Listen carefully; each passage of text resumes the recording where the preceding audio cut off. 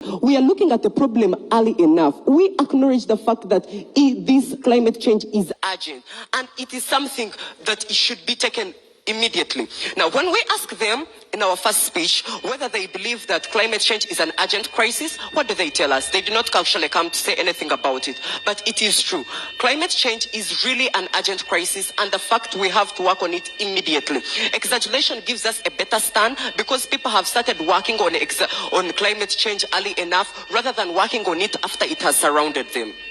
Now, in their world, what do they present to us? They say of things like public trust. Now, we are talking about reasonable exaggeration. We're not talking about exaggeration that is not going to work. We're talking about the possibility. The resolution clearly states at the low possibility of being noticed if the scientists cannot be noticed, which means the fact that they will lose public trust does not come in this context because we are only doing exaggeration at that point where we feel that it cannot be noticed by the public. And the reason we are doing it is because we want to help climate change. It's a big problem, a problem that we cannot just leave to come to us and hit us from all corners, a problem that we have to attack right now, a problem that does not need us to wait for tomorrow, but to wait for now. Now, they ask how will it spread? They talk about the information and how will the information spread. Now, the COVID-19 information only spread because it was a crisis. But look at a crisis like climate change. A lot of people do not dwell in it,